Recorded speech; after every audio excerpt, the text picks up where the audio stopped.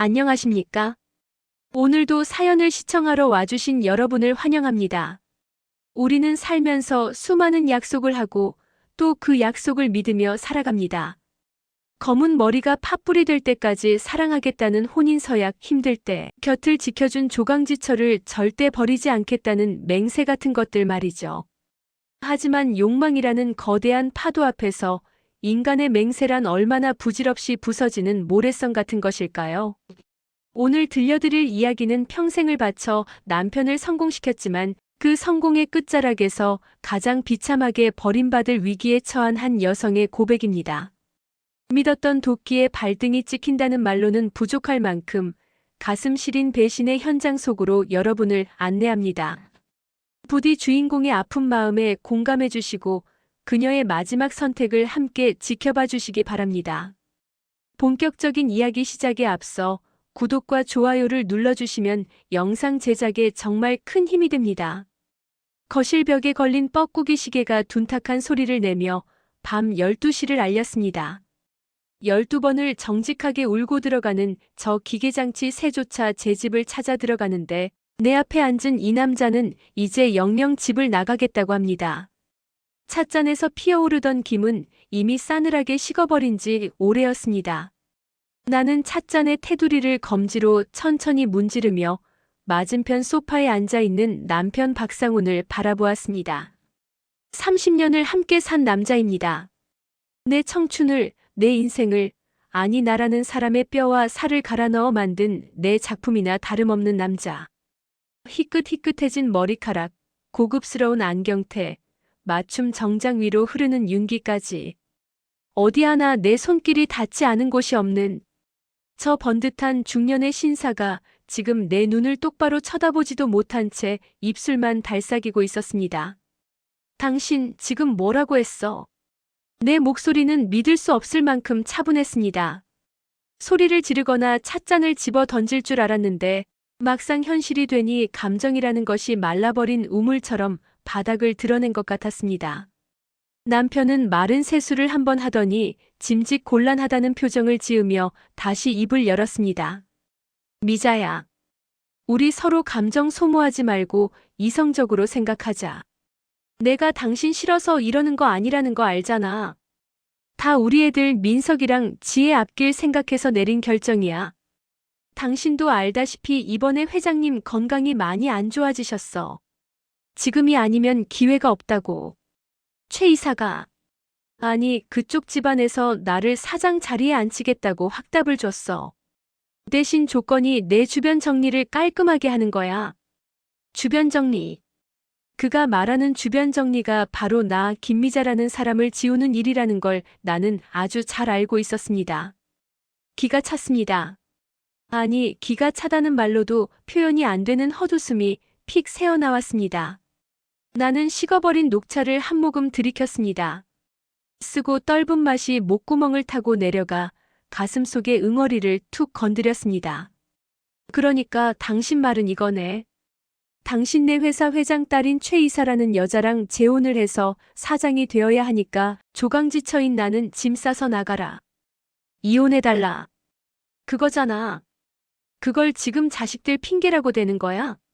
애들 앞길을 위해서 아버지가 재벌가 사위가 되어야 한다고. 남편의 미간이 찌푸려졌습니다. 그는 늘 자신이 논리적이고 합리적인 사람이라고 믿고 싶어 했습니다. 자신의 비열한 욕망을 가족애로 포장하는 저 역겨운 습관은 나이가 들수록 더 교묘해졌습니다. 말을 왜 그렇게 삐딱하게 해? 당신도 알잖아. 나 개천에서 용난 거. 평생 꼬리표처럼 따라다니는 그 출신 성분 때문에 임원 달고 나서도 얼마나 무시당했는지. 당신이 제일 잘 알잖아. 이제야말로 날개를 달 수 있어. 민석이 녀석 취직 자리도 그쪽 라인 타면 탄탄대로야. 지혜 유학 자금도 문제없고 당신이 조금만 희생하면 우리 가족 모두가 클래스가 달라지는 거라고. 내가 당신 버리는 거 아니라고 했잖아.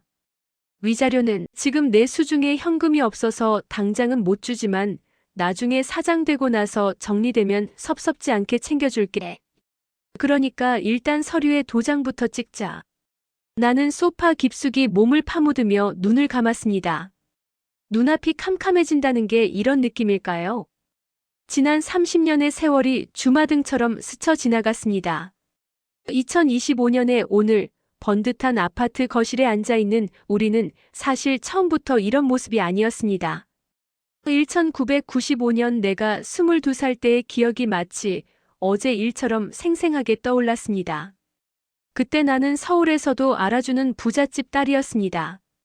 아버지는 중소기업을 운영하셨고 나는 손에 물 한 방울 안 묻히고 귀하게 자란 막내딸이었지요. 그런 내가 박상훈이라는 가난한 고시생을 데려갔을 때 우리 집안은 발칵 뒤집혔습니다. 그때의 당신은 정말 아무것도 가진 게 없었습니다. 낡은 운동화에 색바랜 셔츠, 그리고 언제나 주눅 들어있던 어깨. 하지만 그 눈빛 하나만큼은 살아있었습니다. 나는 그 야망 섞인 눈빛을 사랑이라고 착각했습니다. 아버지는 내 머리카락을 다 잘라버리겠다고 으름장을 놓으셨고 어머니는 드러누우셨지요. 하지만 사랑의 눈이 먼 22살에 나는 부모님의 반대를 세상의 억압이라 여겼고 당신과의 사랑을 로미오와 줄리엣의 비극적 운명쯤으로 생각했습니다. 결국 나는 짐가방 하나 달랑 들고 집을 나왔습니다.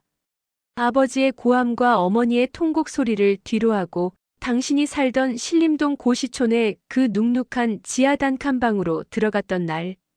그날 내렸던 비 냄새가 아직도 코끝에 맴도는 것 같습니다. 곰팡이가 핀 벽지, 한 사람이 누우면 꽉 차는 비좁은 방, 밤이면 천장에서 쥐가 달리는 소리가 들리던 그곳. 당신은 미안해서 어쩔 줄 몰라 하며 내 손을 잡고 울었었지요. 미자야, 내가 꼭 성공할게. 내가 꼭 성공해서 너 보란 듯이 호강시켜줄게.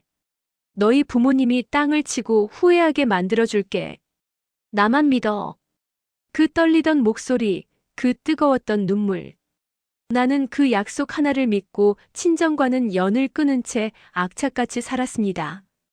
당신이 공부에만 전념할 수 있게 나는 안 해본 일이 없었습니다. 식당 설거지, 빌딩 청소, 편의점 아르바이트. 고운 내 손이 거칠어지고 마디가 굵어지는 동안 당신의 성적은 올라갔고 마침내 사법고시는 아니었지만 대기업 공채에 수석으로 합격했다는 소식을 들었을 때 우리는 서로 부둥켜 안고 얼마나 울었던가요? 첫 월급을 타서 내복 한 벌 사오며 당신이 했던 말 기억합니까? 이제 고생 끝났다며, 이제 사모님 소리 듣게 해주겠다며 내튼 손에 핸드크림을 발라주던 그 다정했던 남자는 도대체 어디로 간 걸까요? 당신이 승승장구하며 대리, 과장, 부장을 거쳐 상무라는 직함을 달았을 때 나는 비로소 내가 당신을 완성했다고 믿었습니다. 당신의 성공은 곧 나의 성공이었고 당신이 받는 박수는 곧 나의 훈장이었습니다. 하지만 당신이 올라간 그 높은 곳의 공기는 내가 숨쉬던 곳과는 달랐나 봅니다. 어느 순간부터 당신은 집에 들어오는 시간이 늦어졌고 주말이면 골프다 접대다 하며 밖으로만 돌았습니다. 내 옷차림을 지적하고 내 말투가 교양 없다고 타박하기 시작한 것도 그때쯤이었지요. 그래도 나는 참았습니다. 남자가 사회생활 하다 보면 스트레스 받아서 그렇겠지. 내가 더 내조를 잘하면 돌아오겠지. 바보같이 그렇게 믿었습니다. 그런데 그게 아니었습니다. 당신은 그저 나라는 존재가 부끄러웠던 겁니다. 당신의 그 잘난 성공 신화의 식당 설거지하던 아내는 어울리지 않는 오점이라고 생각했던 겁니다. 다시 현재로 돌아와 나는 눈을 뜨고 남편을 바라보았습니다. 그는 내가 침묵하는 시간을 긍정의 신호로 받아들였는지 한결 편안해진 얼굴로 넥타이를 느슨하게 풀고 있었습니다. 그리고 당신 솔직히 말해서 지금 나이 먹고 할 줄 아는 거 없잖아. 내가 생활비는 꼬박꼬박 보내줄게. 애들은 내가 데리고 있는 게 맞아. 당신이 무슨 능력으로 다 큰 애들 뒷바라지를 하겠어? 그냥 지방 조용한 데 내려가서 요양이나 하면서 살아. 그게 서로한테 좋은 거야. 아, 이 남자는 정말 끝까지 잔인하구나. 할 줄 아는 게 없다니요. 당신이 새벽같이 출근할 때 와이셔츠 다려놓고 당신이 술에 떡이 되어 들어오면 꿀물 타다 바치고 당신이 회사에서 승진 누락되어 울분 토할 때 밤새 술잔 기울여주며 달래주던 그 모든 시간은 능력이 아니었던가요? 내가 능력을 키울 수 없었던 건 당신이 내 날개를 꺾어 땔감으로 썼기 때문이라는 걸 당신은 죽었다 깨어나도 모를 겁니다. 그 순간 내 안에서 무언가가 툭 하고 끊어지는 소리가 들렸습니다. 슬픔이나 미련 같은 끈적한 감정이 아니었습니다. 그것은 남편에 대한 마지막 기대, 일말의 연민, 그리고 인간에 대한 예의 같은 것이었습니다. 나는 천천히 자리에서 일어났습니다. 그리고 화장대로 걸어가 서랍 깊숙한 곳에 보관해 두었던 도장을 꺼냈습니다. 거실로 돌아와 탁자 위에 놓인 이혼 서류를 집어들었습니다. 남편의 눈이 반짝 빛났습니다. 먹이를 앞에 둔 하이에나처럼 탐욕스럽게 빛나는 그 눈빛을 보니 속이 울렁거렸습니다. 그래, 당신 말이 다 맞아. 내가 나지기 말하자 남편의 입꼬리가 실룩거리며 올라갔습니다. 오, 역시 당신은 말이 통할 줄 알았어. 그래, 미자야. 정말 고마워. 내가 평생 은혜 잊지 않을게. 은혜라니. 배신을 밥 먹듯이 하는 인간 입에서 나올 단어는 아니었습니다. 나는 서류에 내 이름 옆에 선명하게 붉은 도장을 찍었습니다. 마치 내 심장에 못을 박듯 힘을 주어 눌렀습니다. 그리고 서류를 남편 쪽으로 밀어주었습니다. 대신 조건이 있어. 남편이 서류를 챙기다 말고 멈칫하며 나를 쳐다보았습니다. 조건? 뭐? 돈? 아까 말했다시피 지금 당장은 현금이. 돈 필요 없어. 당신 돈 같은 거 더러워서 안 받아. 내가 원하는 건 하나야. 나는 잠시 뜸을 들였습니다. 남편의 얼굴에 긴장감이 스쳤습니다. 마지막으로 당신이랑 결혼한다는 그 최 이사님한테 내가 선물을 하나 보내고 싶어. 그래도 전처가 되는 입장에서 내 남편 데려가는 분한테 예의는 갖춰야 하지 않겠어? 내가 아끼던 패물함이랑 당신이 예전에 사줬던 그 명품 가방들. 어차피 짐 싸서 나가면 다 짐만 될 텐데 그거 그분한테 예단으로 보내고 싶네. 당신 체면도 살려줄 겸 말이야. 그거 전달하고 나서 내가 내일 아침 일찍 애들 데리고 조용히 떠나줄게. 남편의 표정이 순식간에 밝아졌습니다. 의심이라고는 눈곱만큼도 없는 단순한 얼굴. 그는 아마 속으로 쾌재를 불렀을 겁니다. 위자료 한 푼 안 줘도 되는 데다 아내가 알아서 자기 체면까지 세워주며 물러나 주겠다니. 세상에 이런 천사가 어디 있겠습니까? 정말 당신이 그렇게까지 생각해 줄 줄은 몰랐네. 하긴 당신이 안목 하나는 좋잖아. 최 이사도 좋아할 거야. 빈티지 명품이라고 하면 또 환장하거든. 그래, 그래. 그렇게 해. 그럼 내일 아침에 퀵으로 회사로 보내. 내가 받아서 전해줄게. 아니, 당신 손 거치지 않고 내가 직접 댁으로 보낼게. 여자들끼리의 정표 같은 거야. 주소만 알려줘. 남편은 잠시 망설이는 듯 하더니 휴대전화를 꺼내 주소를 적어주었습니다. 서울 한남동의 고급 빌라촌. 그 주소를 받아든 내 손끝이 미세하게 떨렸지만 남편은 눈치채지 못했습니다. 그는 이미 머릿속으로 사장실 의자에 앉아있는 자신을 상상하고 있었을 테니까요. 고마워, 여보. 아니, 미자야. 정말 고마워. 내가 나중에라도 꼭 보답할게. 남편은 콧노래까지 흥얼거리며 안방으로 들어갔습니다. 닫힌 방문을 바라보며 나는 입술을 깨물었습니다. 비릿한 피맛이 입안에 퍼졌습니다. 보답?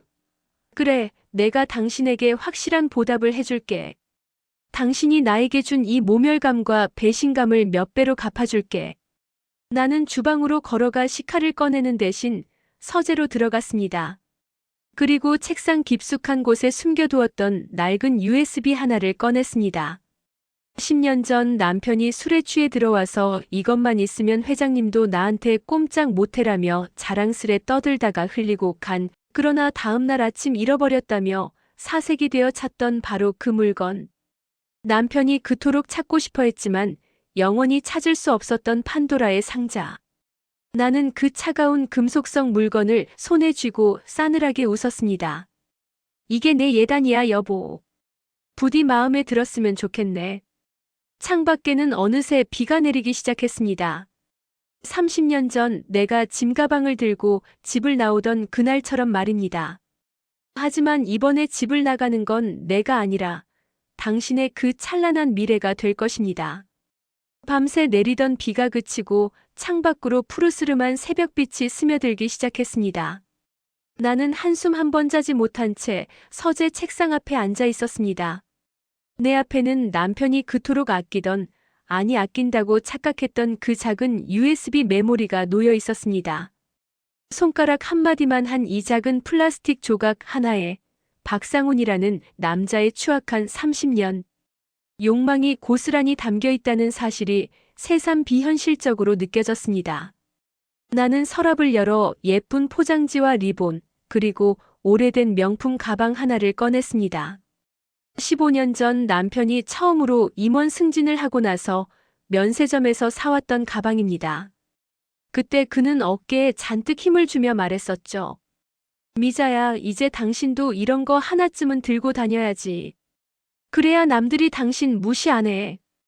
그때는 그 말이 고마워서, 아까워서 들고 다니지도 못하고 고이 모셔두기만 했습니다. 그런데 이제 와서 생각해보니 그 말은 나를 위한 게 아니라 자신을 위한 것이었습니다. 구질구질한 아내가 내 옆에 서 있는 게 창피하니 비싼 가죽으로라도 좀 가려보라는 뜻이었겠지요. 나는 가방의 버클을 열었습니다. 15년 동안 갇혀있던 가죽 냄새가 훅 끼쳐왔습니다. 씁쓸하고 묵직한 지나간 세월의 냄새였습니다. 나는 가방 안쪽 깊숙한 지퍼 주머니에 USB를 넣었습니다. 그리고 작은 편지 봉투 하나를 그 옆에 찔러 넣었습니다. 편지에는 단 한 문장만 적었습니다. 새로운 시작을 축하합니다. 당신이 선택한 남자의 진짜 얼굴을 선물로 보냅니다. 가방을 다시 닫고 금박이 박힌 포장지로 정성스럽게 감쌌습니다. 포장지 위로 붉은색 리본을 묶는 내 손길은 마치 갓 태어난 아기를 다루듯 섬세하고 조심스러웠습니다. 리본에 매듭을 짓는 순간 나는 속으로 중얼거렸습니다. 잘 가라, 박상훈. 그리고 잘 가라, 나의 지난 30년. 거실로 나오니 부엌 쪽에서 달그락거리는 소리가 들렸습니다. 평소라면 내가 일어나 밥을 차려줄 때까지 침대에서 꼼짝도 안 하던 사람이 오늘은 웬일로 일찍 일어나 물을 마시고 있었습니다. 콧노래까지 흥얼거리는 뒷모습이 그렇게 가벼워 보일 수가 없었습니다. 일찍 일어났네. 당신 잠 못 잤어? 남편이 나를 보며 생글거리며 물었습니다. 어제 이혼 도장을 찍고 나서 그는 마치 10년 묵은 체증이 내려간 사람처럼 활기가 넘쳤습니다. 그 뻔뻔한 활력이 내 속을 뒤집어 놓았지만 나는 억지로 입꼬리를 올렸습니다. 당신 보내는데 마음이 편하기만 하겠어? 이것저것 정리하느라 좀 설쳤어. 아이고, 미련한 사람. 쿨하게 정리하자니까. 그래도 뭐 당신이 그렇게 신경 써주니 고맙네. 아, 참. 그 선물은? 준비했어? 그는 눈을 뜨자마자 내 안부는커녕 자기 내연녀에게 보낼 선물부터 찾았습니다. 나는 식탁 위에 올려둔 포장된 상자를 눈짓으로 가리켰습니다. 저기 있어. 퀵서비스 예약해놨으니까 당신 출근하고 나면 바로 갈 거야. 남편은 상자를 보더니 아이처럼 좋아하며 다가갔습니다. 포장 상태를 이리저리 뜯어보며 감탄사를 연발했습니다. 와, 포장 센스 보소. 역시 당신 손재주 하나는 알아줘야 해. 최 이사가 딱 좋아할 스타일이네. 안에 뭐 들었어? 그 샤넬 가방 맞지? 그거 구하기도 힘든 건데. 응, 그거랑 페무람에 있던 진주 목걸이 세트 넣었어. 당신이 예전에 사준 거잖아. 어차피 난 이제 필요도 없고 그분한테는 그 정도는 해야 격이 맞지. 그래, 그래. 당신 생각이 깊어. 내가 나중에 진짜 크게 한턱 쏠게. 위자료 정산되면 그때는 현금으로 두둑이 챙겨줄 테니까 걱정하지 마. 아직도 일어나지 않은 미래의 위자료 타령. 나는 그가 내뱉는 부도 수표 같은 말들을 한 귀로 흘려버리며 냉장고 문을 열었습니다. 밥이나 먹어. 마지막 아침인데 당신 좋아하는 북엇국 끓여줄게. 오, 북엇국? 좋지. 어제 기분이 좋아서 혼자 와인 한 병 다 비웠더니 속이 좀 쓰렸는데 잘 됐네. 나는 냄비에 물을 올리고 북어포를 찢어 넣었습니다.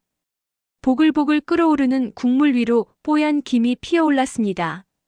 참기름 한 방울을 떨어뜨리자 고소한 향이 부엌을 가득 채웠습니다. 이 냄새, 이 소리, 이 온기. 지난 30년간 매일 아침 반복해왔던 풍경입니다.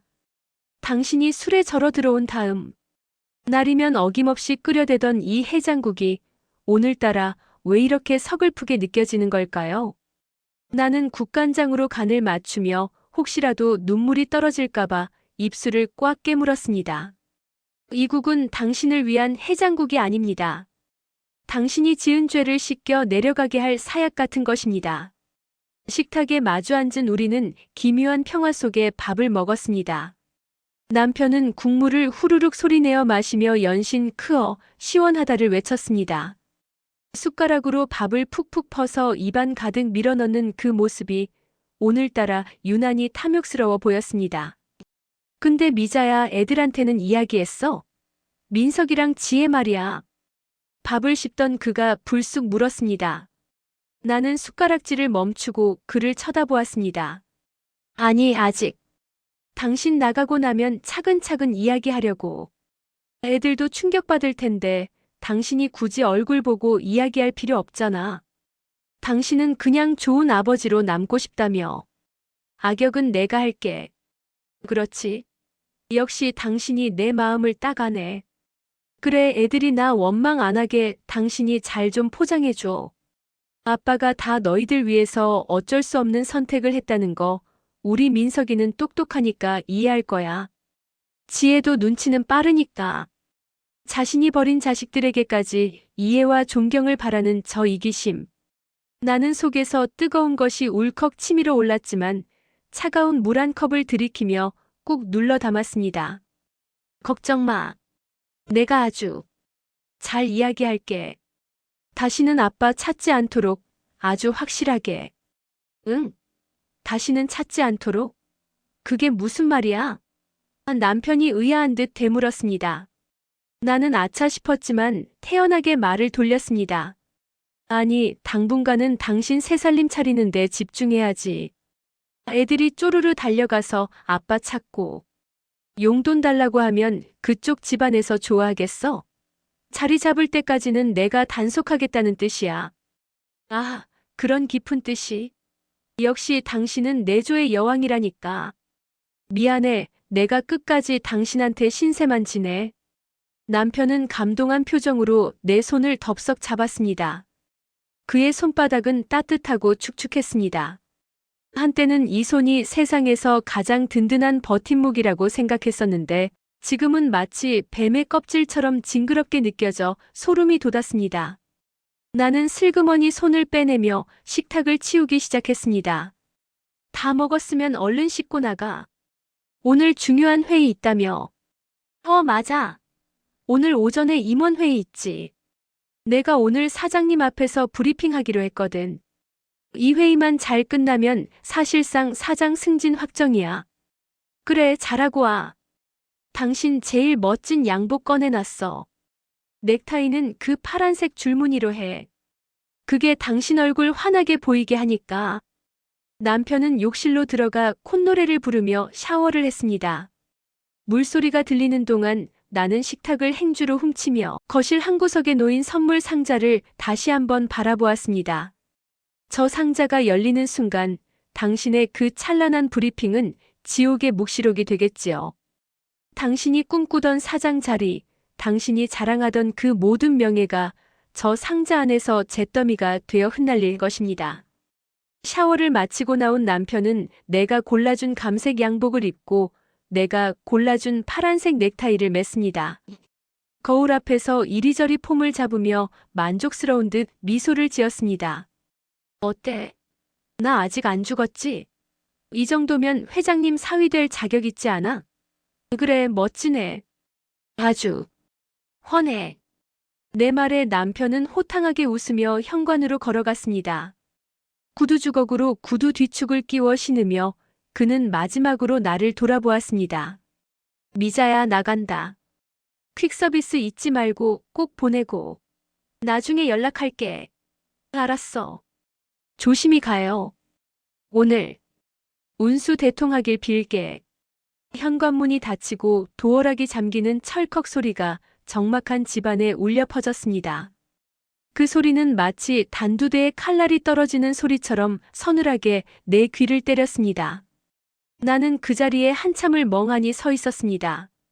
그의 채취가, 그의 웃음소리가, 그의 잔인한 말들이 공기 중에 부유하고 있었습니다. 잠시 후 나는 떨리는 손으로 휴대폰을 집어들었습니다. 화면에는 퀵서비스 앱이 켜져 있었습니다. 발송인 김미자, 수취인 최윤정 이사, 물품 귀중품.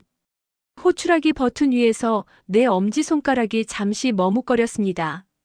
이 버튼을 누르면 정말 돌이킬 수 없습니다. 30년의 세월이, 내 아이들의 아버지가 사회적으로 매장당하고 파멸하는 길이 열립니다. 하지만 망설임은 찰나였습니다. 내 머릿속에 위자료 줄 돈 없으니. 나가라던 그의 목소리가 격이 안 맞는다며 비웃던 그의 눈빛이 다시금 스쳐 지나갔습니다. 띠링. 배차 완료. 기사님이 15분 내에 도착합니다. 나는 휴대폰을 식탁 위에 내려놓고 천천히 거실 창가로 다가갔습니다. 아파트 단지 입구로 남편의 검은색 세단이 빠져나가는 모습이 보였습니다. 차는 아침 햇살을 받아 번쩍이며 도로 위로 합류했습니다. 아무것도 모른 채 세상에서 가장 행복한 남자인 척 엑셀을 밟고 있을 당신. 부디 그 엑셀을 힘껏 밟으시길. 당신이 달려가는 그 길의 끝이 낭떠러지라는 걸 깨닫기 전까지 멈추지 말고 전속력으로 질주하시길. 나는 커튼을 걷어젖히고 창문을 활짝 열었습니다. 비온 뒤에 습하고 상쾌한 바람이 집 안으로 밀려 들어왔습니다. 이제 정말 끝이면서 동시에 시작입니다. 나는 안방 문을 열고 아직 잠들어 있는 아이들을 깨우러 들어갔습니다. 민서가, 지혜야. 엄마가 할 말이 있어. 지금 당장 일어나서 거실로 좀 나와 볼래?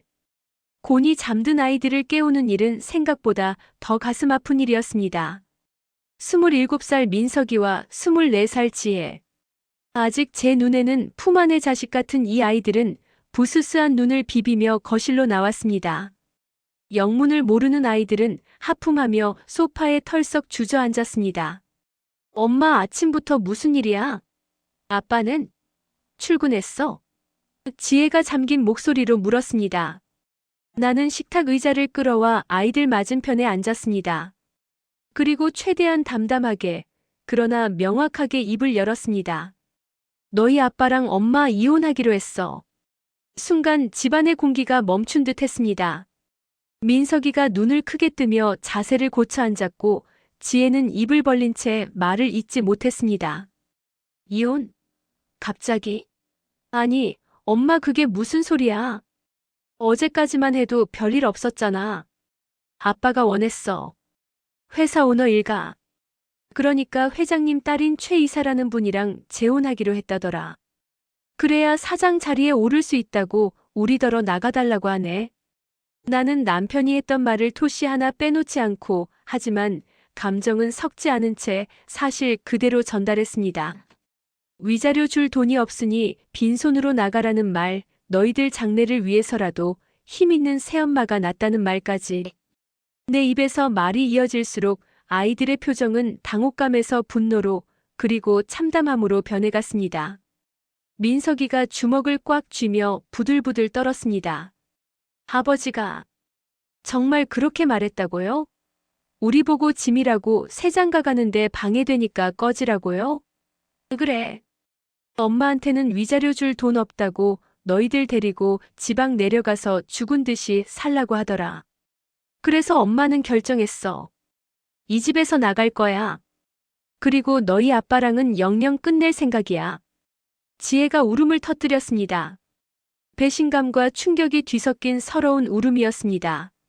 나는 지혜의 손을 꼭 잡았습니다. 울지 마. 우는 것도 아까워. 아빠는 우리를 가족으로 생각한 적이 없어. 그 사람한테 가족은 자기 성공을 위한 액세서리였을 뿐이야. 이제 필요 없으니까 버리는 거고. 그런데 얘들아, 엄마는 억울해서 그냥은 못 가겠다. 너희 아빠가 그토록 원하던 그 성공, 엄마가 만들어준 거잖아. 그러니까 무너뜨리는 것도 엄마가 할 거야. 나의 서늘한 눈빛을 읽었는지 민석이가 고개를 들어 나를 바라보았습니다. 아들의 눈에도 도끼가 서려 있었습니다. 평생 아버지의 그늘에 가려 기 한 번 제대로 펴보지 못하고 너는 왜 나만큼 못하냐는 타박만 듣고 자란 아들입니다. 아들은 내 손을 잡은 지혜의 손 위에 자신의 큰 손을 겹쳤습니다. 엄마, 우리 가요. 아빠 없는 곳으로. 엄마가 하자는 대로 다 할게요. 나도 그런 사람 아버지라고 부르고 싶지 않아요. 아이들의 동의를 얻자마자 우리는 일사천리로 움직였습니다. 마치 전쟁 피난민이라도 된 것처럼 각자 방으로 들어가 가장 필요한 짐들을 챙기기 시작했습니다. 나는 트렁크 2개를 꺼내 펼쳤습니다. 옷가지 몇 벌, 속옷, 세면도구. 짐을 싸면서 둘러본 집안은 30년의 세월이 무색하게도 낯설게 느껴졌습니다. 내가 쓸고 닦고 광을 냈던 저 가구들, 남편의 승진 때마다 하나씩 장만했던 저 장식품들. 그 모든 것이 허상처럼 느껴졌습니다. 나는 미련 없이 옷장 문을 닫았습니다. 짐을 싸는 사이 나는 휴대폰으로 은행 앱을 열었습니다.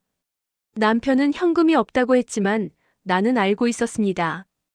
그가 비상금으로 관리하던 차명 계좌의 비밀번호를.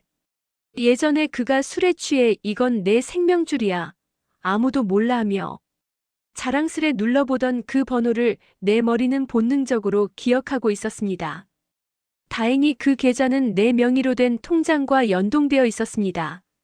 관리의 편의를 위해 그가 내 명의를 빌려 만들어둔 일종의 비자금 세탁용 통장이었으니까요. 나는 망설임 없이 잔액 전부를 내 주거래 통장으로 이체했습니다. 이체 완료. 잔액 0원. 화면에 뜬 숫자를 보니 헛웃음이 나왔습니다. 꽤 큰 액수였지만 내 청춘값이라 생각하니 턱없이 부족하게 느껴졌습니다. 하지만 이것만으로도 그는 당장 큰 타격을 입을 겁니다. 당장 내일 쓸 현금이 말라버린 사장님의 꼴이 얼마나 우스울지 상상하니 통쾌함마저 느껴졌습니다. 딩동 마이너스 퀵서비스입니다. 인터폰이 울렸습니다. 올 것이 왔습니다. 나는 거실 한쪽에 놓아두었던 금색 포장 상자를 집어들었습니다. 꽤 묵직한 무게감이 손끝을 타고 전해졌습니다. 현관문을 열자 헬멧을 쓴 퀵 기사가 껌을 씹으며 서 있었습니다. 최윤정님 댁으로 가는 거 맞죠? 안에 뭐 깨지는 거 들었습니까? 기사의 무심한 질문에 나는 잠시 상자를 내려다보았습니다. 깨지는 것. 네, 들어있지요.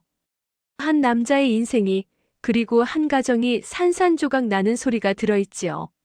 네, 아주 귀하고 깨지기 쉬운 게 들어있어요. 조심해서 다뤄주세요. 그리고 반드시 꼭 본인에게 직접 전달해주세요. 아, 예. 걱정 마십시오. 안전 배송 전문입니다. 기사는 상자를 받아들고 엘리베이터로 향했습니다. 엘리베이터 문이 닫히고 숫자가 내려가는 것을 확인하고서야 나는 현관문을 닫았습니다. 심장이 쿵쿵 뛰기 시작했습니다. 이제 돌이킬 수 없습니다. 이 상자가 한남동 그 여자의 집에 도착하는 순간 시한폭탄의 타이머는 0이 될 것입니다. 나는 거실 탁자로 돌아와 메모지를 꺼냈습니다. 남편에게 남길 마지막 편지를 쓰기 위해서였습니다. 구구절절한 원망이나 저주를 퍼붓고 싶진 않았습니다. 그럴 가치도 없는 사람이니까요. 나는 펜을 들어 꾹꾹 눌러 썼습니다. 당신이 원하던 대로 깨끗이 비워줬어. 민석이랑 지혜는 내가 데려가. 당신이 그랬지? 애들 장래를 위해서라고. 맞아, 애들 장래를 위해서 당신 같은 아버지는 없는 게 나아. 우리는 죽은 듯이 사는 게 아니라 당신이 죽었다고 생각하고 살 거야. 아, 그리고 통장에 있던 비자금은 내가 챙겼어. 30년 퇴직금이라고 생각하고 퉁치자. 당신이 사랑하는 최 이사님이랑 행복하길 빌어. 내가 보낸 선물이 마음에 들었으면 좋겠네. 메모지를 탁자 위에 올려두고 그 위에 결혼 반지를 빼서 올려놓았습니다. 덩그러니 놓인 반지가 차갑게 빛났습니다. 엄마 다 쌌어. 민석이와 지혜가 트렁크를 끌고 나왔습니다. 두 아이의 얼굴은 퉁퉁 부어 있었지만 눈빛만은 단호했습니다. 가자. 나는 아이들을 데리고 현관을 나섰습니다. 도어락이 잠기는 소리를 뒤로하고 우리는 엘리베이터에 몸을 실었습니다. 1층 로비로 내려오니 비 온 뒤에 햇살이 눈부시게 쏟아지고 있었습니다. 마치 우리 앞날을 축복이라도 하듯이. 그 시각 남편 박상우는 회사 대회의실에서 인생 최고의 순간을 만끽하고 있었을 겁니다. 그는 번쩍이는 대형 스크린 앞에서 프레젠테이션하고 있었습니다. 회장님과 주요 임원들이 앉아 있는 자리, 그 중에서도 가장 상석에 앉은 회장님이 고개를 끄덕이며 흐뭇한 미소를 짓고 있었습니다. 남편의 목소리는 자신감에 차서 쩌렁쩌렁 울렸겠지요. 이 프로젝트만 성공하면 사장 승진은 따놓은 당상이었으니까요. 완벽해. 모든 게 완벽해. 남편은 속으로 쾌재를 불렀을 겁니다. 프레젠테이션을 마치고 자리에 앉으며 그는 습관적으로 테이블 아래로 휴대폰을 확인했습니다. 아까 보낸다고 했던 퀵서비스가 도착했을 시간입니다. 최 이사, 아니 이제 곧 내 아내가 될 윤정 씨에게서 감동의 메시지라도 와 있어야 할 시간이었습니다. 왜 아직 연락이 없지? 그 메시지함은 비어 있었습니다. 그는 살짝 고개를 갸웃거렸지만 바빠서 아직 못 받겠거니 생각하며 애써 불안감을 떨쳐냈습니다. 하지만 점심시간이 지나고 오후가 되도록 그녀에게서는 아무런 연락이 없었습니다. 전화를 걸어보았지만 신호음만 길게 갈 뿐 받지 않았습니다. 고객이 전화를 받지 않아. 그때부터 남편의 등 뒤로 식은땀이 흐르기 시작했을 겁니다. 최 이사는 아무리 바빠도 자신의 전화는 칼같이 받는 여자였습니다. 혹시 퀵서비스가 배달 사고라도 난 건가? 아니면 선물이 마음에 안 들었나? 미자가 혹시 이상한 걸 보낸 건 아닐까? 오만 가지 생각이 그의 머릿속을 헤집어 놓기 시작했습니다. 회의에 집중할 수가 없었습니다. 다리를 떨며 초조하게 휴대폰만 쳐다보고 있는 그의 모습을 맞은편에 앉은 경쟁 상무가 의아한 눈초리로 쳐다보고 있었지만 그는 그것조차 신경 쓸 겨를이 없었습니다. 오후 3시. 드디어 그의 휴대폰이 진동했습니다. 그는 화들짝 놀라 회의실 밖으로 뛰쳐나갔습니다. 액정에 뜬 이름은 최윤정 이사가 아니라 회장 비서실장이었습니다. 여보세요? 박 상무입니다. 박 상무님, 지금 당장 회장님실로 좀 올라오셔야겠습니다. 비서실장의 목소리는 평소와 달리 얼음장처럼 차가웠습니다. 네. 회장님실이요? 무슨 일로? 오시면 압니다. 그리고 마음의 준비 좀 하시는 게 좋을 겁니다. 뚝. 전화가 끊겼습니다.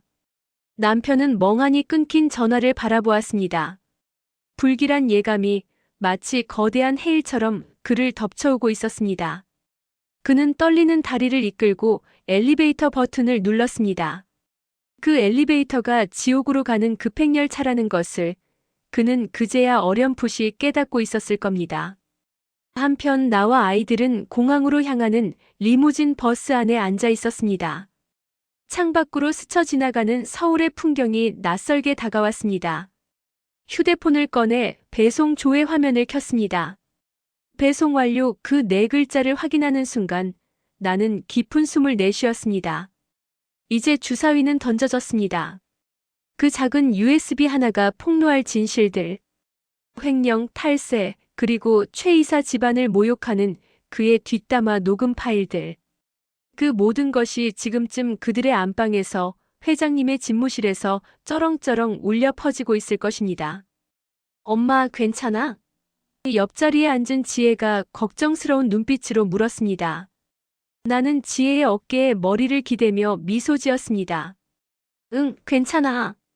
엄마는 태어나서 오늘처럼 마음이 편안한 적이 없었어. 나는 창밖을 보며 속으로 속삭였습니다. 박상훈 씨, 이제 당신의 쇼타임은 끝났어. 이제부터는 지옥을 맛볼 차례야. 회장실의 육중한 마호가니 문이 열렸을 때 남편 박상훈을 맞이한 것은 사장 임명장이 아니었습니다. 그것은 마치 한겨울 시베리아 벌판에 홀로 버려진 듯한 살을 애는 듯한 냉기였습니다. 나는 그 자리에 없었지만 마치 투명 인간이 되어 그 광경을 지켜보고 있는 것처럼 훤히 그려집니다. 30년을 한 이불 덮고 산 남자의 숨소리 하나까지 다 아는 나이니까요. 남편은 떨리는 다리를 애써 진정시키며 짐짓 아무렇지 않은 척 넥타이를 매만지고는 방 안으로 들어섰을 겁니다. 방 안에는 회장님이 창을 등지고 앉아 있었고 그 옆 소파에는 최윤정 이사가 고개를 숙인 채 앉아 있었겠지요. 평소라면 남편을 보고 환하게 웃어주었을 그녀가 그 순간만큼은 싸늘한 얼음, 조각상처럼 미동도 하지 않았을 겁니다. 바닥에는 내가 아침에 정성스레 포장해서 보냈던 금색 상자와 그 안에 들어있던 명품 가방, 진주 목걸이가 어지럽게 널려 있었을 테고요. 회장님, 부르셨습니까? 최 이사도 여기 있었네.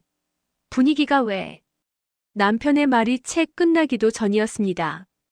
회장님이 손에 쥐고 있던 서류 뭉치를 남편의 얼굴을 향해 집어 던졌습니다. 이런 개만도 못한 놈. 종이들이 허공에 흩날리며 남편의 뺨을 스치고 바닥으로 떨어졌습니다. 남편은 태어나서 처음 겪는 모욕에 얼굴이 벌겋게 달아올랐겠지만 감히 화를 낼 수는 없었겠지요. 그는 영문을 모른 채 억울한 눈으로 최 이사를 쳐다보았을 겁니다. 윤정 씨, 이게 다 무슨...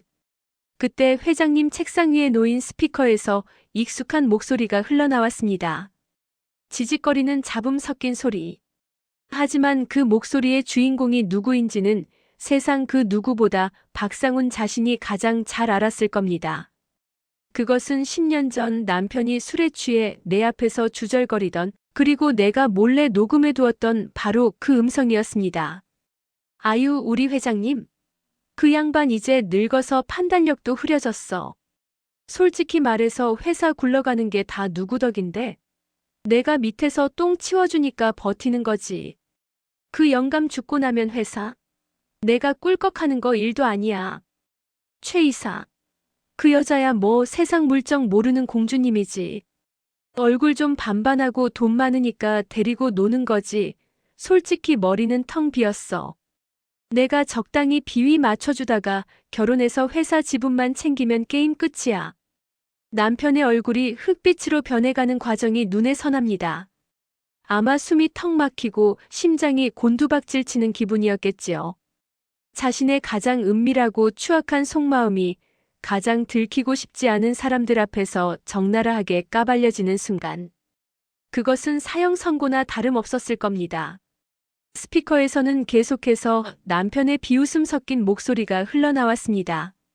회장님의 치매기를 조롱하고 최 이사의 여성 편력을 비하하며 회사의 공금을 어떻게 빼돌려 비자금을 조성했는지 자랑스레 떠벌리는 내용들.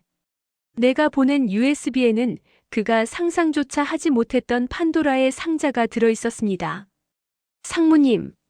아니, 박상훈 씨. 고개를 숙이고 있던 최 이사가 천천히 일어났습니다. 그녀의 눈은 배신감과 경멸로 붉게 충혈되어 있었겠지요. 그녀는 바닥에 떨어진 명품 가방을 집어들어 남편의 가슴팍에 던졌습니다. 당신이란 사람 정말 역겹다. 내 앞에선 온갖 가머니설로 사랑한다. 영혼을 바치겠다 하더니 뒤에선 이런 생각을 하고 있었어. 그리고 뭐? 이 가방? 그녀가 헛웃음을 터뜨리며 소리쳤습니다. 당신 전처가 쓰던 가방을 예단이라면서 나한테 보내.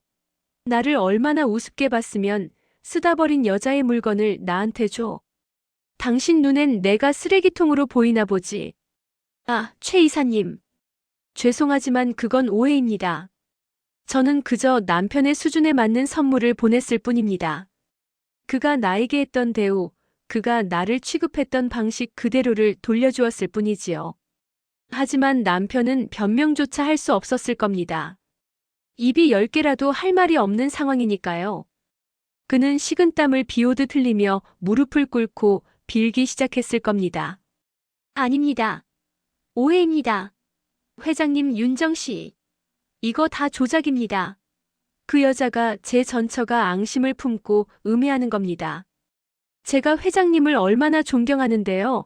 제가 윤정 씨를 얼마나 사랑하는데요. 믿어주십시오. 비굴하게 바닥을 기며 회장님의 바짓가랑이를 잡으려는 남편의 손을 회장님은 매몰차게 뿌리쳤습니다. 더 듣고 싶지 않다. 내 눈앞에서 치워. 당장 이놈 끌어내고 감사팀 불러. 지금까지 이놈이 횡령한 거 10원 한 장까지 다 찾아내서 고소해. 그리고 이 바닥에서 다시는 발도 못 붙이게 매장시켜버려. 회장님의 호통과 함께 건장한 경호원들이 들이닥쳤습니다. 남편은 짐짝처럼 들려 끌려나가면서도 끝까지 발버둥 쳤겠지요. 회장님, 한 번만 살려주십시오. 윤정 씨, 내가 잘못했어. 억울해. 이건 음모야. 복도에 울려 퍼지는 그의 처절한 비명소리를 들으며 직원들은 수군거렸을 겁니다. 어제까지만 해도 차기 사장이라며 어깨에 힘을 주고 다니던 박상무가 하루아침에 개처럼 끌려나가는 꼴을 보며 혀를 찼겠지요. 그것은 그가 쌓아올린 30년의 모래성이 파도 한 번의 흔적도 없이 사라지는 순간이었습니다. 회사 로비 밖으로 내동댕이 쳐진 남편. 비가 그친 뒤에 아스팔트 바닥은 차가웠을 겁니다. 지나가는 사람들이 힐끔거리며 쳐다보는 시선 속에서 그는 찢어진 양복과 벗겨진 구두를 추스르며 망연자실하게 서 있었겠지요. 휴대폰이 미친 듯이 울리기 시작했을 겁니다. 감사팀의 소환 통보, 법무팀의 고소 예고, 그리고 냄새를 맡은 기자들의 전화까지. 하지만 그가 가장 먼저 전화를 건 곳은 바로 나였을 겁니다. 전원이 꺼져 있어 소리샘으로 연결되오니 몇 번을 걸어도 들려오는 건 기계적인 안내음뿐. 그는 분노에 차서 휴대폰을 바닥에 패대기 쳤을지도 모릅니다. 김미자 이 독한 년. 그는 택시를 잡아타고 집으로 달려왔습니다. 아마도 집에 오면 내가 있을 거라고, 아이들이 있을 거라고, 가서 멱살이라도 잡고 따지면 해결될 거라고 생각했겠지요. 아직 상황 파악이 덜 된 겁니다. 도어락 비밀번호를 누르는 그의 손가락이 덜덜 떨렸습니다. 삑삑삑삑. 띠로리 마이너스 경쾌한 문 열림 소리와 함께 현관문이 열렸습니다. 하지만 그를 맞이한 건 정막뿐이었습니다. 아침에 내가 북엇국을 끓이던 냄새는 온데간데 없고 텅 빈 집안에는 싸늘한 냉기만이 감돌고 있었지요. 미자야, 나와. 김미자. 그는 신발도 벗지 않고 거실로 뛰어들어와 고래고래 소리를 질렀을 겁니다. 안방 문을 벌컥 열어보고 아이들 방을 뒤지고 화장실까지 샅샅이 뒤졌겠지요. 하지만 옷장은 텅 비어있고 화장대의 화장품도 사라지고 아이들의 책상 위도 깨끗하게 치워져 있는 걸 보고 나서야 그는 다리에 힘이 풀려 주저앉았을 겁니다. 그때 식탁 위에 놓인 하얀 종이 한 장이 그의 눈에 들어왔습니다. 그는 기어가듯 식탁으로 다가가 종이를 집어들었습니다. 내가 꾹꾹 눌러 쓴 마지막 편지. 그리고 그 위에 올려진 결혼 반지. 편지를 읽어내려가는 그의 눈동자가 심하게 흔들렸습니다. 통장에 있던 비자금은 내가 챙겼어. 30년 퇴직금이라고 생각하고 퉁치자. 비자금? 그는 황급히 주머니에서 휴대폰을 꺼내 은행 앱을 켰을 겁니다. 비밀번호를 누르는 손이 경련하듯 떨렸습니다. 잔액 0원. 그는 자신의 눈을 의심하며 화면을 문질러 보았겠지만 숫자는 변하지 않았습니다. 그 돈이 어떤 돈입니까? 그가 회사 공금을 빼돌리고 뒷돈을 받아 챙기며 10년 넘게 모아온 자신의 노후이자 권력의 원천이었습니다. 그 돈이 몽땅 사라진 겁니다. 지금 그는 회사에서 횡령으로 고소당할 처지입니다. 당장 갚아넣지 않으면 감옥에 가야 할 판인데 갚을 돈이 한 푼도 없는 겁니다. 게다가 위자료 줄 돈 없다고 큰 소리 쳤는데 오히려 전 재산을 전처에게 털린 꼴이 되었습니다. 으아! 남편은 짐승 같은 울음소리를 토해내며 식탁을 뒤엎었을 겁니다. 그릇들이 깨지고 의자가 나뒹굴고 내가 아끼던 화병이 박살나는 소리가 집안을 가득 채웠겠지요. 하지만 아무도 듣는 사람은 없었습니다. 그는 깨진 유리 조각 위에 주저앉아 자신의 머리를 쥐어뜯으며 오열했을 겁니다. 분노인지 후회인지 공포인지 모를 감정이 뒤섞인 눈물이 그의 볼을 타고 흘러내렸겠지요. 미자야. 여보. 내가 잘못했어. 제발 전화 좀 받아줘. 하지만 박상훈 씨, 너무 늦었습니다. 당신이 흘리는 그 눈물은 내가 지난 30년간 당신을 기다리며 당신의 멸시를 참아내며 흘렸던 눈물의 무게에 비하면 깃털보다 가볍습니다. 당신은 지금 돈을 잃고 명예를 잃어서 울지만 나는 내 인생을 통째로 부정당했을 때 피눈물을 흘렸습니다. 이제 시작입니다. 당신이 겪어야 할 지옥은 아직 일막도 채 끝나지 않았으니까요. 나는 비행기 창가에 머리를 기대고 발 아래로 멀어지는 서울 땅을 내려다보았습니다. 구름 사이로 보이는 저 도시. 어딘가에서 울부짖고 있을 당신의 모습이 그려져 나도 모르게 입가에 옅은 미소가 번졌습니다. 옆자리에 앉은 민석이가 내 손을 꼭 잡아주었습니다. 엄마, 이제 다 잊어. 가서 우리끼리 행복하게 살자. 그래. 엄마는 이제 박상훈 아내가 아니라 김미자로 살 거야. 아주 보란 듯이. 비행기가 구름 위로 솟아올랐습니다. 눈부신 태양이 우리를 반겨주었습니다. 그것은 내 인생의 진정한 황혼이 시작되는 빛이었습니다. 그로부터 정확히 한 달이라는 시간이 흘렀습니다. 지금 제가 있는 이곳은 창문을 열면 비릿한 바다 냄새 대신 향긋한 라임 향과 이름 모를 열대 꽃내음이 밀려오는 남쪽의 어느 작은 섬나라입니다. 한국은 지금쯤 뼈마디가 시린 초겨울 바람이 불고 있겠지요.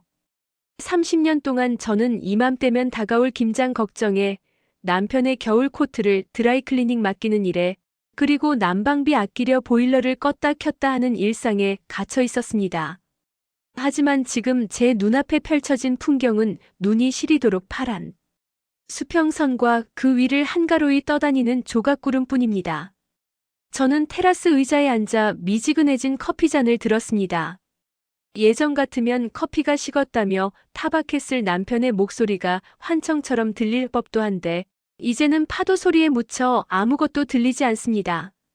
여기서 마시는 커피는 제가 원할 때, 제가 원하는 온도로, 제가 원하는 속도로 마십니다.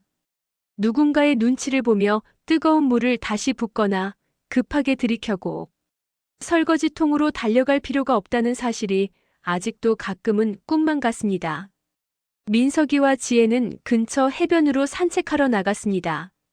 한국에서는 늘 취업 걱정, 스펙 걱정에 눌려 어깨가 축 처져 있던 아이들이었습니다. 아버지가 집에 들어오는 소리만 들리면 방문을 걸어 잠그고 숨죽이던 아이들. 그랬던 녀석들이 어제 저녁에는 현지 시장에서 사온 망고를 손질하며 깔깔거리고 웃더군요. 엄마, 이거 봐. 나 이제 망고 자르는 장인 다 됐어.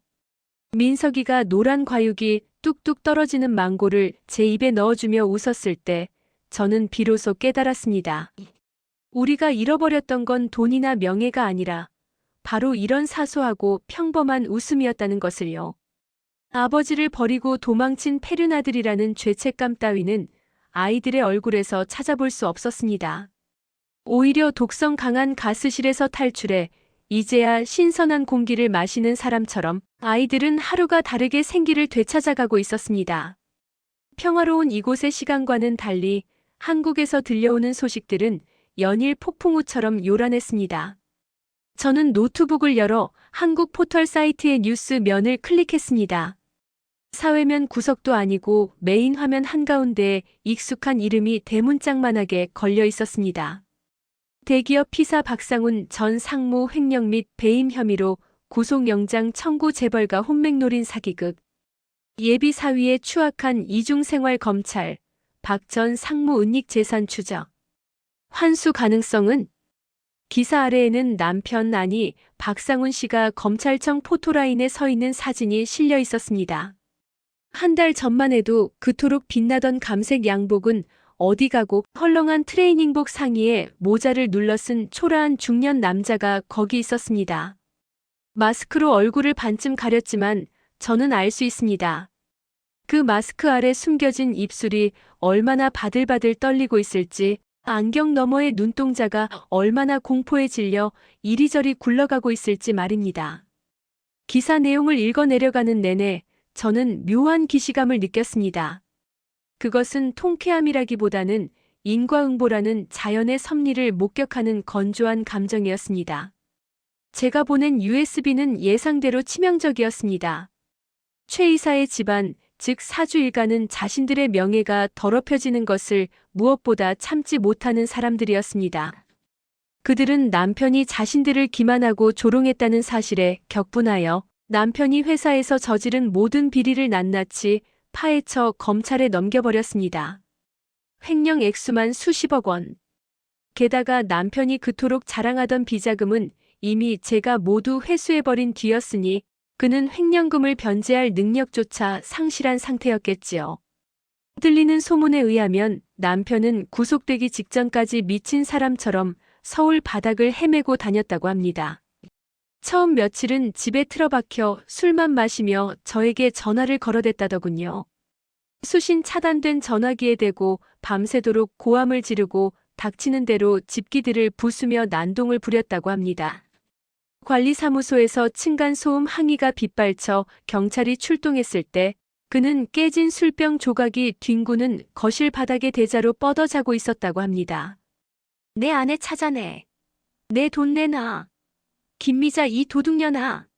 그 경찰관들에게 끌려가면서도 그렇게 악을 썼다는데 그 모습을 지켜본 이웃들이 혀를 차며 동영상을 찍어 인터넷에 올리는 바람에 그는 만취상무라는 조롱거리까지 되고 말았습니다.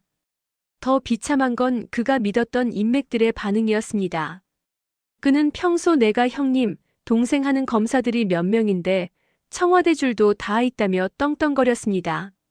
하지만 막상 그가 벼랑 끝에 몰리자 그 형님, 동생들은 약속이나 한 듯이 전화를 받지 않았습니다.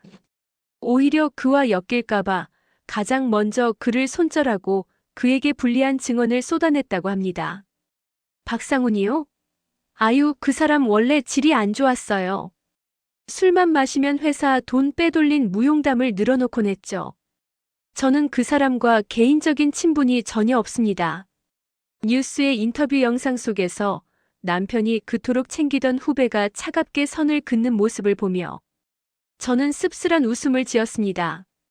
당신이 쌓아올린 인맥이라는 탑이 사실은 모래알보다 더 결속력 없는 허상이었다는 걸 이제는 뼈저리게 느끼고 있을까요? 그리고 최윤정 이사. 그녀는 남편을 단순히 파혼하는 것으로 끝내지 않았습니다. 그녀는 남편을 혼인 빙자 가늠 및 사기 혐의로 추가 고소했습니다. 남편이 유부남이라는 사실을 숨긴 건 아니었지만 이혼 절차가 마무리되지 않은 상태에서 자신을 속이고 결혼을 진행하려 했으며 그 과정에서 금전적인 이득을 취하려 했다는 것이 이유였습니다. 물론 법적으로 처벌받기는 힘든 죄목일지 모르나 재벌가 딸인 그녀가 유능한 변호인단을 꾸려 덤벼든다면 남편은 감옥에서 나오더라도 평생 법원만 들락거리다 늙어 죽을 운명이 된 셈입니다. 제가 보낸 예단이었던 짝퉁 명품 가방과 낡은 폐물함은 그녀의 자존심을 건드리는 최고의 기폭제가 되어주었습니다. 그녀는 법정에서 증거물로 제출된 그 낡은 가방을 가리키며 이 남자가 나를 그리고 우리 집안을 얼마나 우습게 알았는지 보여주는 증거라며 열변을 토했다고 합니다. 노트북 화면을 덮으며 저는 긴 한숨을 내쉬었습니다. 상상해봅니다. 지금쯤 차가운 구치소 독방에 앉아있을 박상훈 씨를. 그가 입고 있을 수의는 제가 다려준 빳빳한 와이셔츠처럼 부드럽지 않을 것입니다. 그가 먹을 콩밥은 제가 끓여준 북엇국처럼 따뜻하지 않을 것입니다. 무엇보다 그 좁은 방 안에는 그의 투정을 받아주고 그의 더러운 속내를 들어주며 그래도 당신이 최고라고 추어 올려줄 김미자가 없습니다. 그는 벽을 보고 앉아 무슨 생각을 하고 있을까요? 자신을 배신한 최 이사를 원망하고 있을까요? 아니면 꼬리 자르기 한 회사를 저주하고 있을까요? 아마도 죽을 때까지 그는 모를 것입니다. 자신을 진정으로 파멸시킨 것은 김미자나 최 이사가 아니라 끝없이 타올랐던 자기 자신의 탐욕이었다는 것을요. 그리고 가장 소중한 것을 가장 하찮게 여겼던 그 오만함이 결국 부메랑이 되어 자신의 목을 쳤다는 것을요. 엄마, 여기서 뭐 해? 멀리서 아이들이 손을 흔들며 다가오는 모습이 보입니다. 지혜의 머리에는 예쁜 히비스커스 꽃이 꽂혀 있고 민석이의 손에는 조개 껍데기가 한가득 들려 있습니다. 햇볕에 그을려 건강해 보이는 아이들의 얼굴을 보니 방금 전까지 뉴스 기사를 보며 느꼈던 칙칙한 기분이 순식간에 사라집니다. 엄마, 오늘 저녁에는 해산물 파티하자.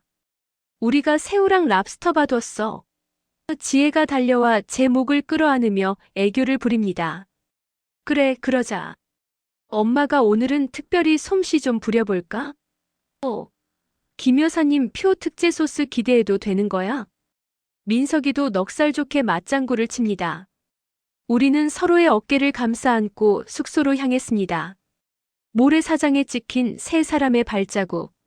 앞서거니 뒤서거니 하며 나란히 걷는 이 발자국들이 파도에 지워진다 해도 상관없습니다. 우리는 내일 또 새로운 발자국을 남기면 되니까요.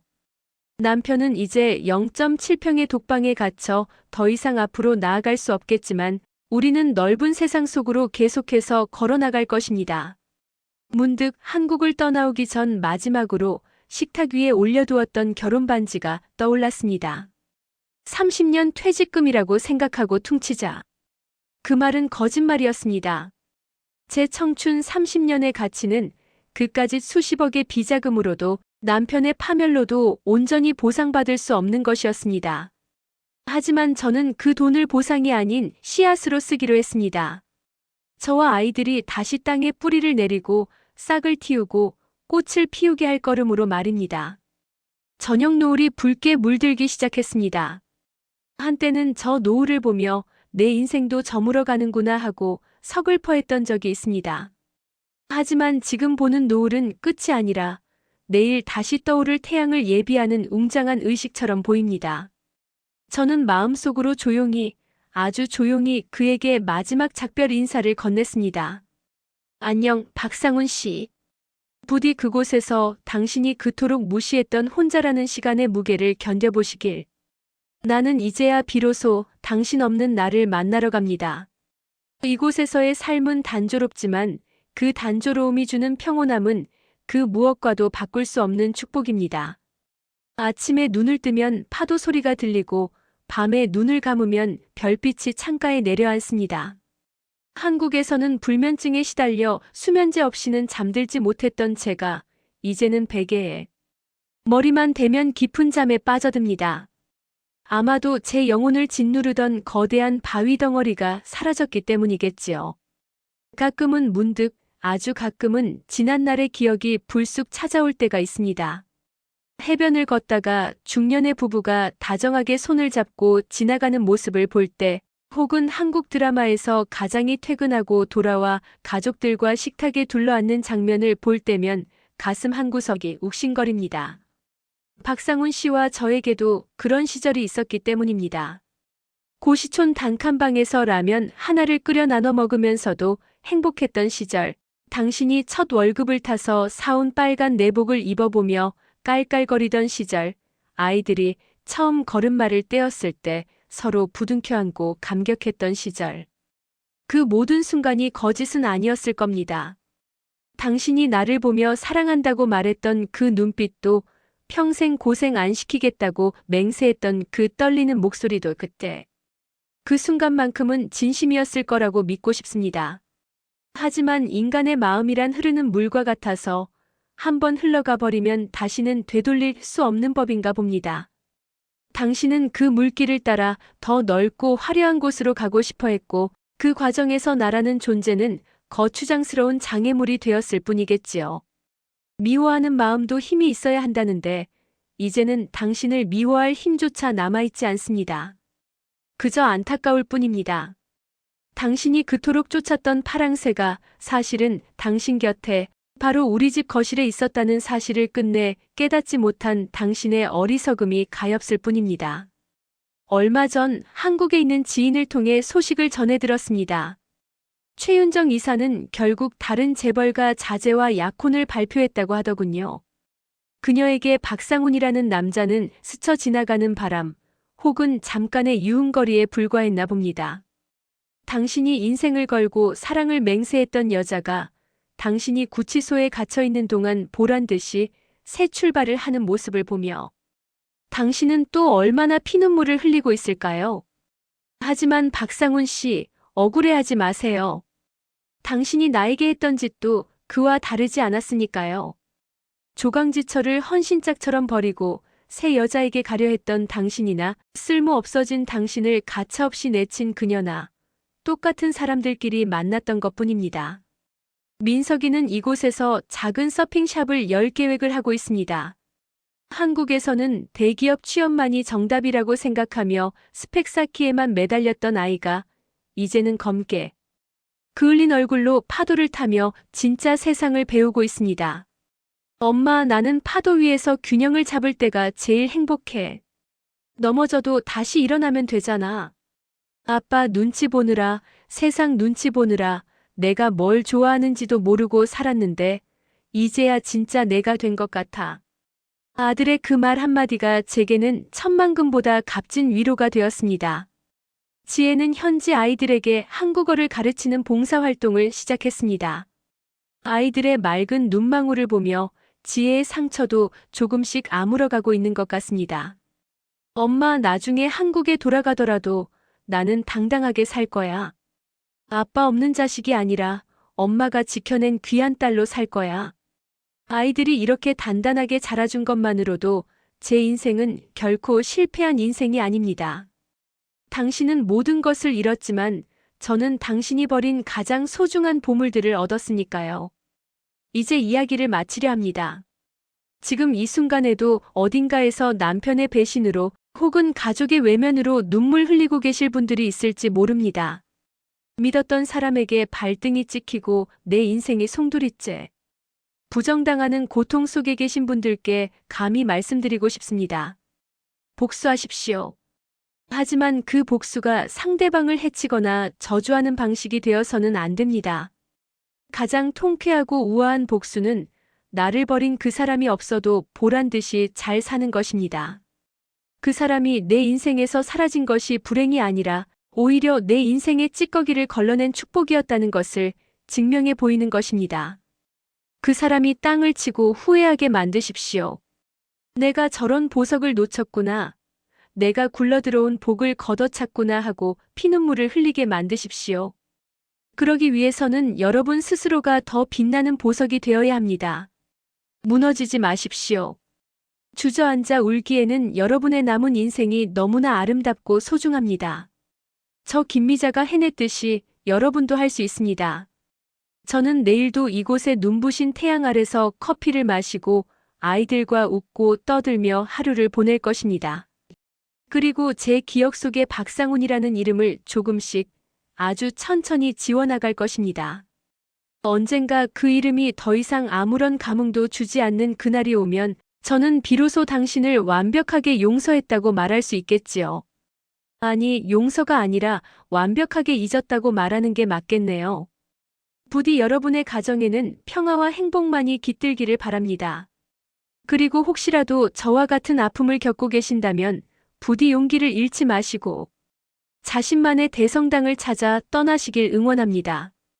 그 길 끝에는 분명 지금보다 훨씬 더 눈부신 황혼이 기다리고 있을 테니까요.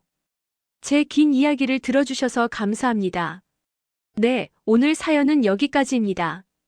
평생을 바쳐 남편을 성공시켰지만 끝내 배신당하고 버려질 위기에서 통쾌한 한 방을 날리고 자신의 인생을 찾아 떠난 김미자님의 이야기 어떻게 들으셨나요? 사연을 읽는 내내 저도 가슴이 먹먹하다가 마지막에는 뻥 뚫리는 카타르시스를 느꼈습니다. 가장 큰 복수는 행복하게 사는 것이라는 주인공의 마지막 말이 긴 여운을 남깁니다. 혹시 여러분 주변에도 비슷한 아픔을 겪고 계신 분들이 있다면 오늘 이 사연을 공유해 주시면 큰 위로가 될 것 같습니다. 여러분의 소중한 의견이나 응원 메시지를 댓글로 남겨주세요. 김미자님께 큰 힘이 될 것입니다. 오늘 이야기가 마음에 드셨다면 구독과 좋아요 부탁드립니다. 저는 다음 시간에 더 진솔하고 감동적인 사연으로 찾아뵙겠습니다. 시청해주셔서 감사합니다.